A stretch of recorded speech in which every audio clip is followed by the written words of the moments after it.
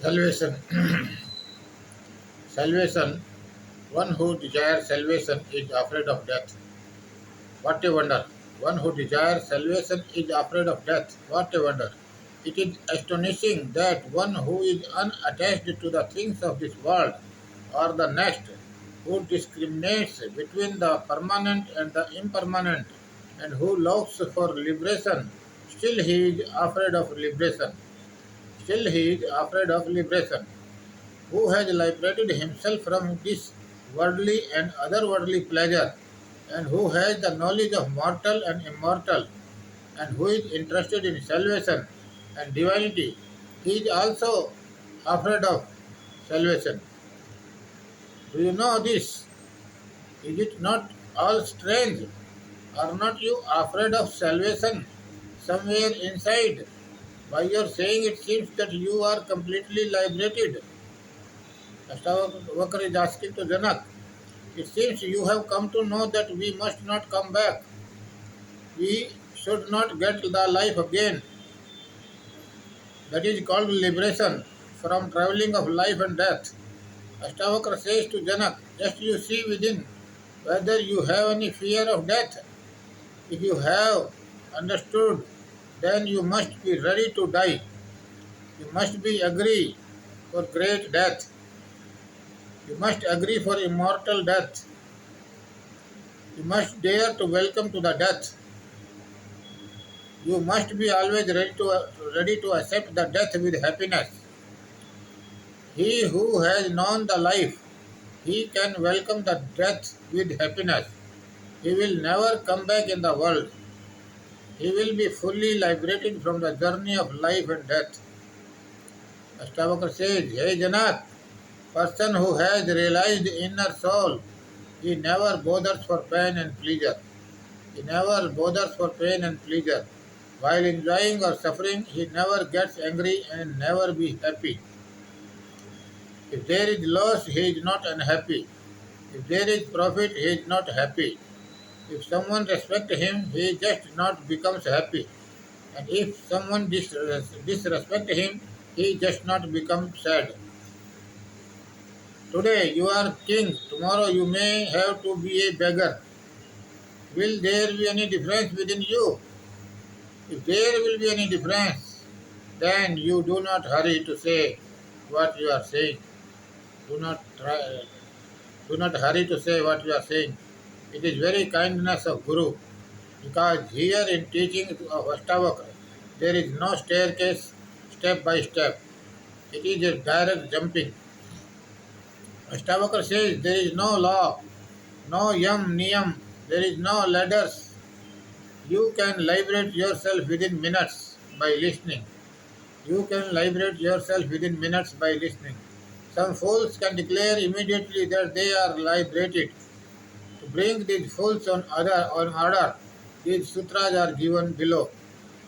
One who considers his body like other bodies. One who considers his body like other bodies. The great soul sees his body in action as it is somewhere else. So how can he be disturbed by praise or blame, by respect or disrespect? A man who looks his own body like other bodies and keep a distance with his body like other bodies, how can he be perturbed in praise or criticism? Happiness both are useless for him, because in both the conditions the waves arise in the mind. Not arising of the waves in the mind is called stability. Not arising of the waves in the mind is called stability. Astavakra says, Hey Janak, if you are perturbed by respect or disrespect, if you are perturbed by respect or disrespect, or otherwise if any kind of waves arises in your mind, then you have repeated my saying. Then you have repeated my saying. You have not realized the actual truth. One who is desireless in salvation, one who is desireless in salvation, on one can compete him. Seeing this world as pure illusion and devoid of any interest in it, how should the strong-minded person feel fear even at the approach of death? Who is looking this world as imaginary and who has crossed over all kind of desires, crossed all barriers of this worldly attraction.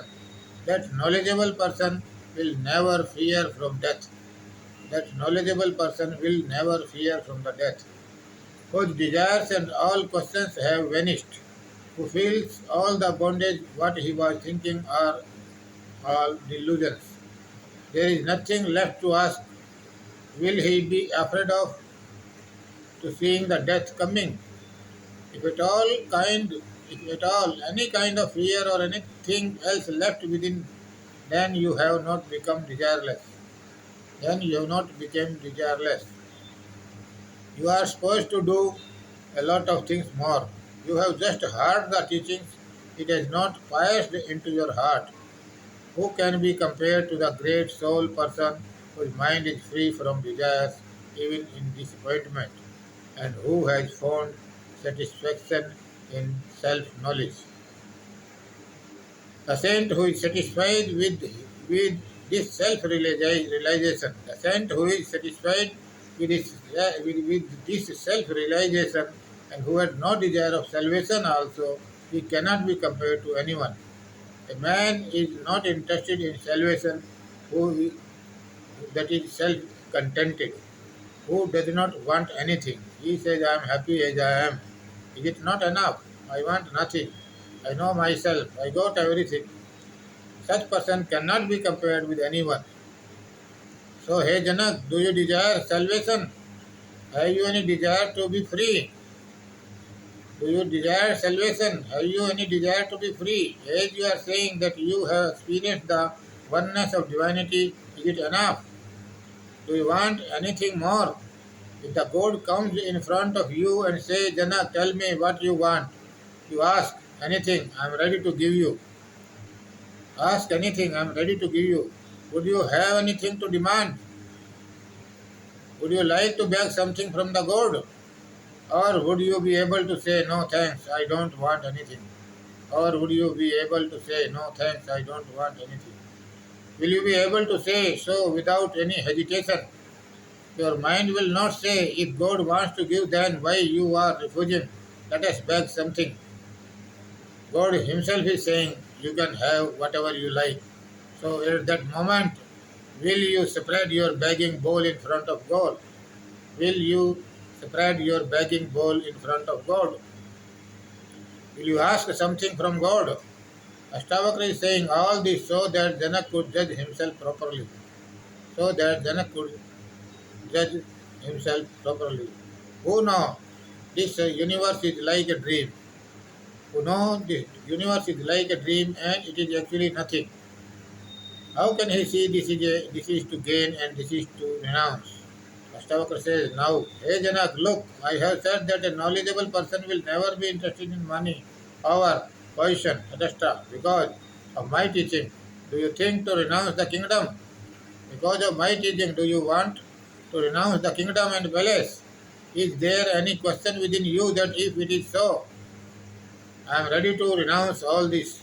Because wise man does not desire all this. Because wise man does not desire all this. So I should leave all and go to Himalaya.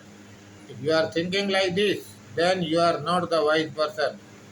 If you are thinking like this, you are not the wise person. Because wise person neither desire nor gain, nor desire for renouncing, nor desire for renouncing. Now I am asking you, there may not be any desire for enjoyment, but there may be some desire to renounce within. There may be some desire to renounce, because desire to renounce is also the same phase of enjoyment. Because desire to renounce is also the same phase of enjoyment. Enjoyment is saying grab, renouncement is saying leave. But mind is set on one thing: money, power, position, enjoyment. Everyone wants to get more and more, but one thing is clear that neither the grabbler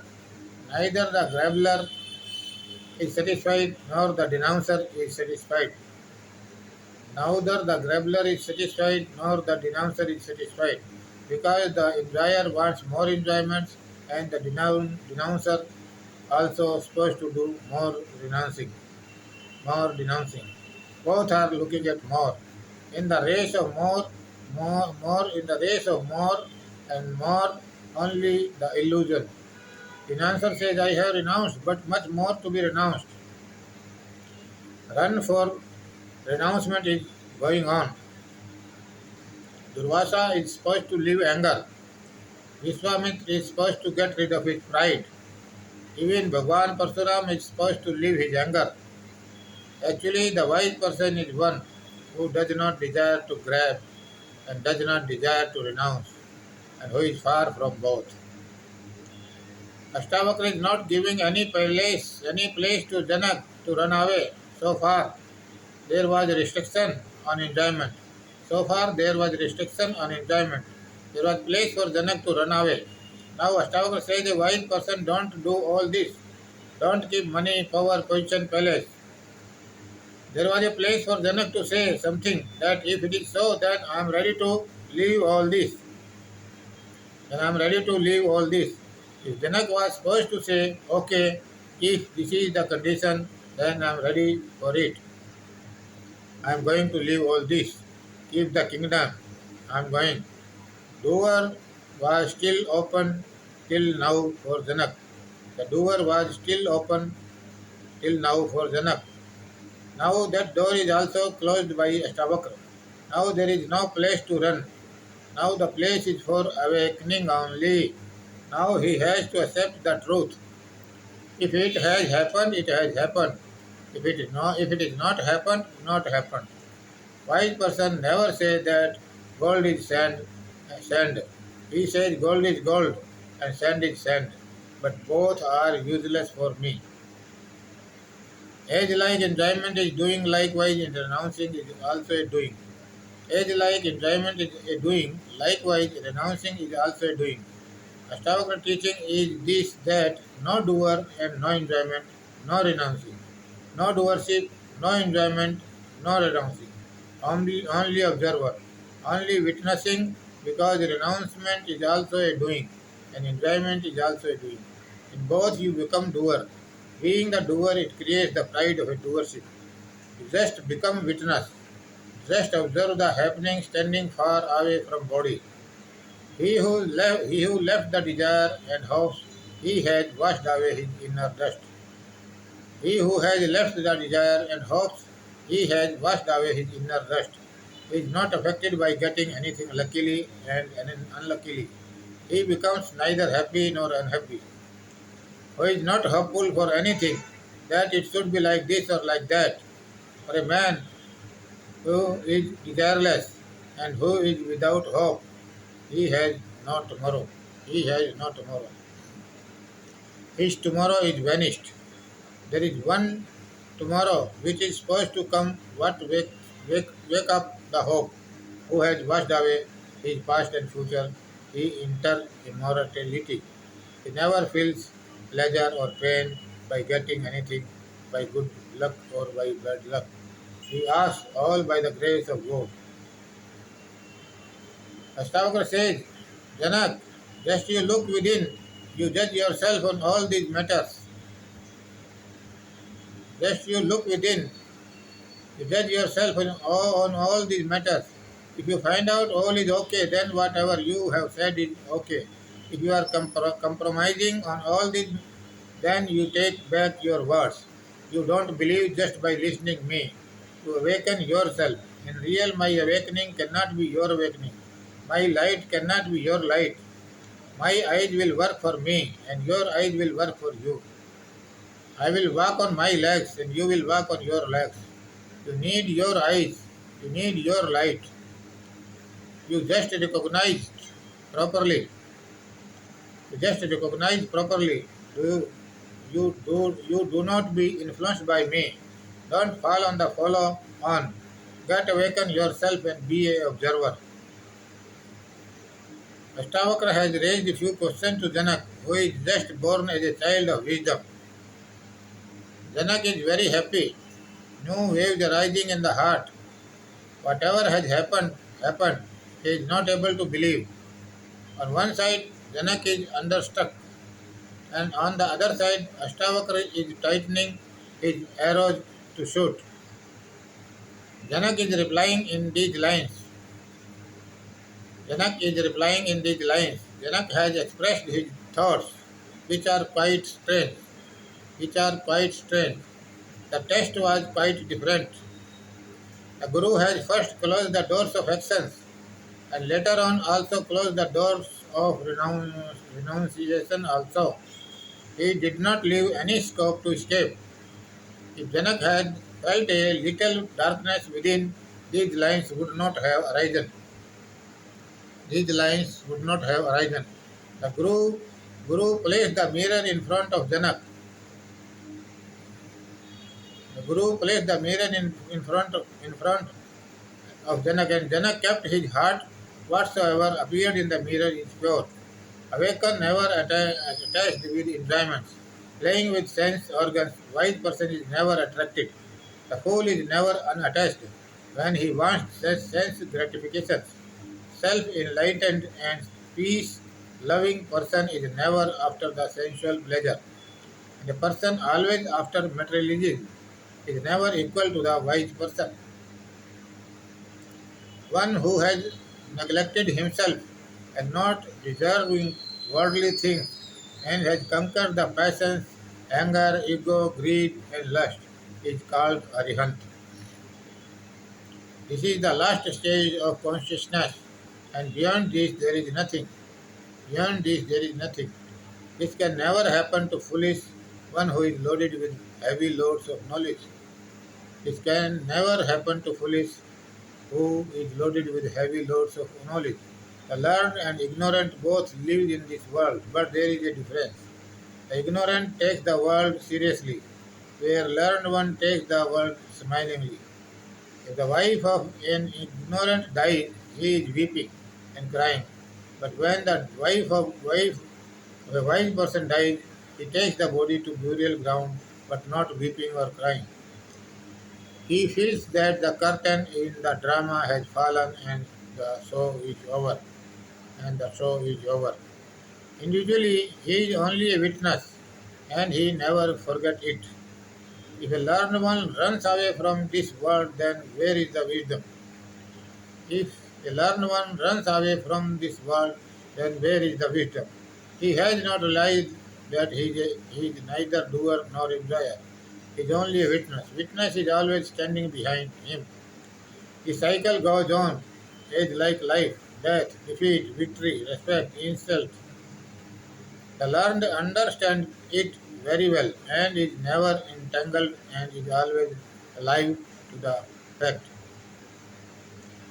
The learned experience is that I am a witness and I am the observer, and this awakening is always with him, day and night. Having desire for a position, all deities feels miserable, but yogis are never happy even after getting that position. Having desire for a position, all deities feel miserable, but yogis are never happy even after getting that position. Even Indradev and other deities are miserably poor who desires for a position, but it is really wonderful that yogis don't feel happy even after getting all those. Gods like Indradev are demanding the position like a poor man, while they have got lot of already. But their demand never ends. You may be at a higher position, but you are always poor because of your demand for more. Oh God, it is strange that a yogi is in that higher position who still never feels proud or happy. He is not at all poor because this poverty is already lost. It is having everything but still die for more and more.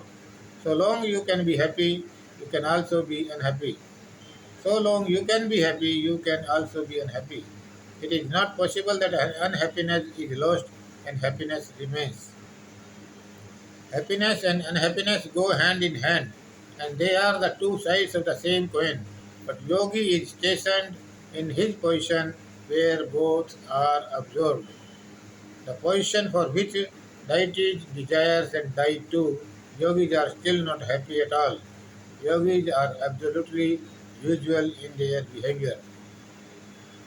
Janak says to Astavakra with wonder, Prabhu, one is sought by everyone, one who is sought by everyone and ages after ages. The search is going on, but in vain, while the yogi gets it easily without any effort within. The sky is blank for him, without any happiness or pain. There are no more clouds of pain and pleasure in him. Awakened one have no concern with sins and virtues. Awakened one have no concern with sins and virtues. No relations between the sky and the smoke, as there is no relation between the sky and the smoke. Similarly, the contented and learned person is not affected by sins and virtues. You must have seen the smoking rising from the kitchen, factories, and other places, but there is no effect on the sky. The smoke vanishes after some time, and the sky is as it is. Since the birth of universe, the smoke from the different places have tried to pollute the sky, but sky is not polluted at all. Similarly, the yogi is not disturbed by physical or mental pain and pleasure. Yogi is not disturbed by physical, mental pain or pleasure. Worldly incidents do not affect his witness. His mind and intelligence is not disturbed by happening of this world.